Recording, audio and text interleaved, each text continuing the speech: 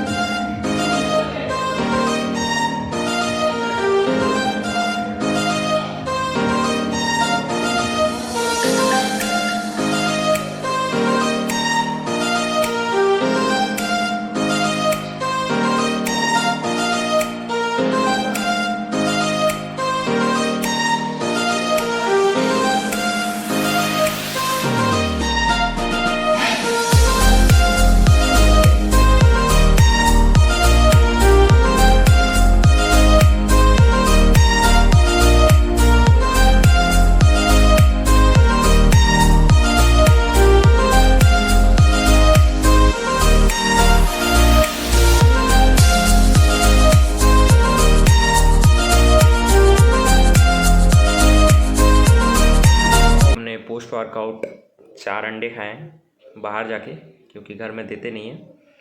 और बस अपना डिनर कर रहे हैं। बेसिक सा ही डिनर है, थोड़े से पीनट्स, आलू की सब्जी, रोटी। हाँ, लेकिन यह है, मैं जानता हूँ इसमें थोड़ी प्रोटीन की कमी है, उसको धीरे धीरे आने वाले समय में पूरा करेंगे। एंड डिनर के बाद बात करते हैं। तो अपने बैक एंड बाइसेप वर्कआउट के बारे में थोड़ा बात कर लेते हैं सही से। तो जैसे कि बैक के हमने दिए 4 एक्सरसाइज एंड बाइसेप के दिए 2 एक्सरसाइज।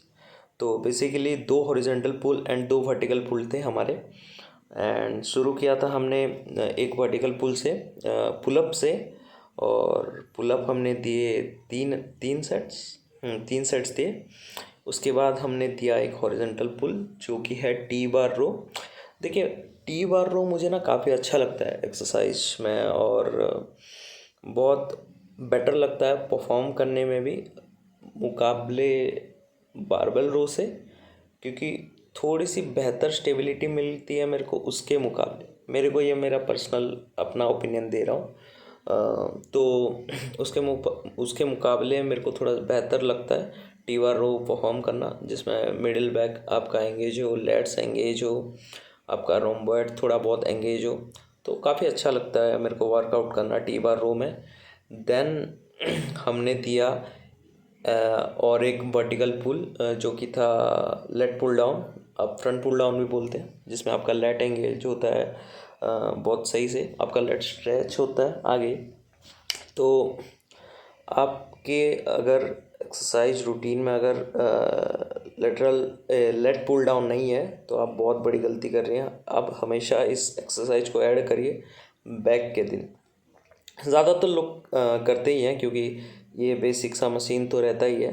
तो ज़्यादातर मतलब ऑलमोस्ट 90% लोग तो करते ही हैं। लेकिन आप किसी वजह से अगर नहीं कर पा रहे हैं तो इसको करिए। अगर पुलअप नहीं कर पाते हैं तो लेट पुल डाउन को हमेशा किया करिए। देन एक हमारा आखिरी हॉरिजॉन्टल पुल था सीटेड केबल रो, जो कि हमने लगाया 3 सेट। लेकिन हाँ, इसी में हमारा बैक का एक्सरसाइज ख़त्म हो गया। मैं ज़्यादा खींचता नहीं हूँ अपने सेट को, एक्सरसाइज को, क्योंकि मैं जानता हूँ मैं पुश पुल लेग कर रहा हूँ, रिकवरी का टाइम मेरे पास कम है, तो उसी के हिसाब से अपना एक्सरसाइज एडजस्टमेंट करता हूँ। तो हमेशा कोशिश करता हूँ 6 से 7 एक्सरसाइज में अपना कंप्लीट हो जाए।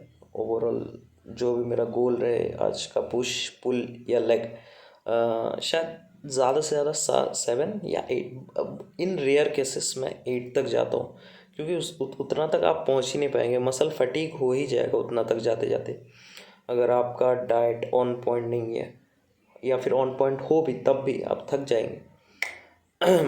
फिर बैक जब हमने ख़त्म किया, फिर हमने लगाए बाइसेप के 2 सेट्स, और शुरू किया था हमने एल्बो सपोर्टेड बाइसेप कर्ल से। बार पे हमने सपोर्ट ले लिया था। अगर आप बाइसेप आप नॉर्मल डंबल कर्ल करते हैं, इसमें कोई दिक्कत नहीं, लेकिन बहुत लोग क्या करते हैं, उनका एल्बो मूवमेंट बहुत होता है बाइसेप के, जब आप बाइसेप कर्ल करते हैं बहुत ज़्यादा एल्बो मूवमेंट होता है, आगे पीछे बहुत ज़्यादा एल्बो मूवमेंट होता है। तो इसमें होता है कि आपका पूरा ऑलमोस्ट 100% मसल एंगेजमेंट नहीं होता है। मसल आपका ट्रेन तो होता है, लेकिन आप उसको अगर ज़्यादा अच्छे से ट्रेन कर पाएंगे तो क्यों ना ही। तो वही, जैसे कि मैं बता रहा था कि जब आप एल्बो को पीछे कर लेते हैं, किसी चीज़ में आप सपोर्ट ले लेते हैं, किसी चीज़ का सपोर्ट ले लेते हैं बाइसेप के साथ, लेकिन आपका कमर थोड़ा सा नहीं लगता, आप ये प्रीचर कर्ल में भी कर सकते हैं। प्रीचर कर्ल की जो मतलब सीट रहती है, उसमें बैठ के भी आप कर सकते हैं, नहीं तो आप पीछे दीवार पे आपका एल्बो सपोर्ट ले सकते हैं, या फिर कोई रॉड के साथ एल्बो सपोर्ट ले सकते हैं। लेकिन आप हमेशा अपना मूवमेंट को स्लो करिए, नेगेटिव मूवमेंट को जितना स्लो हो सके। अगर आप इसमें भी आपका मसल ग्रो नहीं कर रहा है, आप दोनों मूवमेंट को स्लो करके ट्राई करिए, लेकिन इसको ट्राई करिए बाइसेप मूवमेंट के साथ, क्योंकि बहुत लोग क्या करते हैं, बाइसेप छोटा मसल है, ज़बरदस्ती का वो लोग 4 से 5 एक्सरसाइज 6 एक्सरसाइज देते रहते हैं, रिक्वायरमेंट ही नहीं है उतनी। आप 2 एक्सरसाइज में ही आपको बाइसेप अच्छे से ट्रेन कर पाएंगे, शायद 3 एक्सरसाइज, ज़्यादा से ज़्यादा बहुत रेयर केसेस में 4 एक्सरसाइज काफ़ी है, मोर देन एनफ है। तो हमने उसका एक सेट दिया सपोर्टेड एल्बो डंबल कर्ल्स के।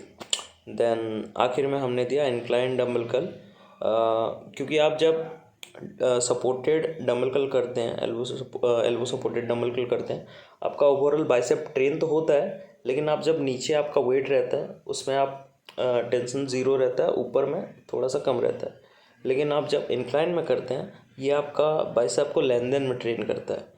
तो आप ये 2 तरीके से आप अपना बाइसेप को ट्रेन कर सकते हैं। इसमें आपका बाइसेप ट्रेन हो जाता है। अगर आप ऐड करना चाहें, या तो आप एक केबल में आप बाइसेप कर्ल दे सकते हैं थोड़ा आगे जाके, या आप दे सकते हैं रिवर्स में केबल कर्ल दे सकते हैं। इतना तो काफ़ी है। अगर आप फोरआर्म को ट्रेन करना चाहें अलग दिन से तो मे बी, बट मेरे को ऐसा लगता है कि चेस्ट के दिन फोरआर्म आपका ट्रेन हो जाता है, क्योंकि ग्रिप ही ऐसी है, आप ग्रिप करेंगे ही राइट से तो फोरआर्म ट्रेन होता ही है। तो मेरे हिसाब से इतना काफ़ी रहता है मेरे को पुल वर्कआउट के दिन, 4 एक्सरसाइज बैक के एंड 2 बाइसेप के। कभी कभार मैं पुल वर्कआउट के दिन स्ट्रोक्स को ऐड कर देता हूँ, लेकिन आज इतनी जान नहीं थी मेरे पास, काफ़ी थकान लग रहा था, मेरी नींद पूरी नहीं हुई थी, क्योंकि मेरी शिफ्ट चेंज हुई थी, ए शिफ्ट थी, और सुबह सुबह 5:20 में निकला था, तो और दोपहर को सो भी नहीं पाया, काफ़ी बारिश हो रही थी। तो बस वही, नींद पूरी होना बहुत ज़रूरी है। आज मैं कहीं पे पढ़ रहा था, मैं गारंटी तो नहीं दे सकता, लेकिन बहुत लोगों को नींद की दिक्कत होती है, कंप्लीट नहीं कर पाते नींद। मैं चाहूँगा कि जितने भी लोग देखते हैं मेरे वीडियोस, कोई ना कोई तो देखता ही होगा, तो अगर ये सुन रहा है तो ट्राई करिए सोने की, क्योंकि नींद बहुत ज़रूरी है। और सब्सक्राइब करिए चैनल को, and please support me guys. We have to कहाँ यार, क्या बोलते हैं इंग्लिश में, we are going to do great things in future.